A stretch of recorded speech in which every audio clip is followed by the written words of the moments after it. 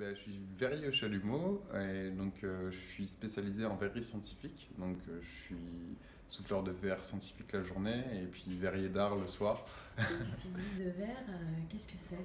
Comment tu fais ça? Pour moi, ça a été déjà un premier challenge technique parce que en étant verrier scientifique, j'ai connaissance des limites qu'on a dans notre esprit, dans nos livres aussi de technologie sur les limites du verre et des autres matières. Donc mon but, ça a été un peu de pousser ces limites de façon à essayer d'incorporer dans notre vocabulaire de verrier des nouvelles matières en fait qui jusque-là n'étaient pas considérées comme compatibles avec le verre.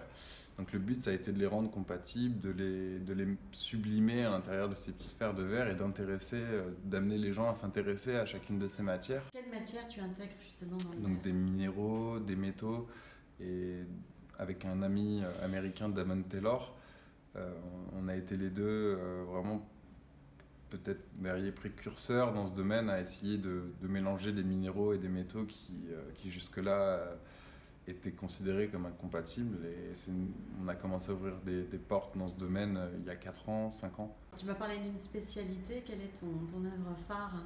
Alors l'œuvre phare qui m'a fait connaître, c'est la bombe nucléaire. Donc j'en ai ramené quelques-unes, hein.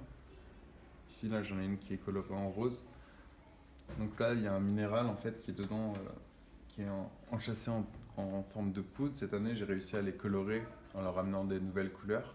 Donc là, le but, ça a été d'enchâsser déjà le minéral sans que ça casse. Et puis ensuite, je me suis retrouvé un peu avec une bombe nucléaire dans la main par accident. J'avais fait une forme avec l'inclusion de poudre et ça ressemblait à une explosion nucléaire. Et là, je me suis retrouvé avec cet accident dans les mains en mode du tout, c'est pas un accident du tout, il faut que j'insiste et que je travaille cette symbolique et cette technique de façon à avoir quelque chose d'aussi esthétique que puissant, quoi. Et on est plus dans un symbolisme de la création que de la destruction, et c'est ce contraste que j'ai voulu mettre en avant avec cette technique de bombe nucléaire. La vie et l'infini, tout ça, le verre est un bon pont pour appréhender ces choses.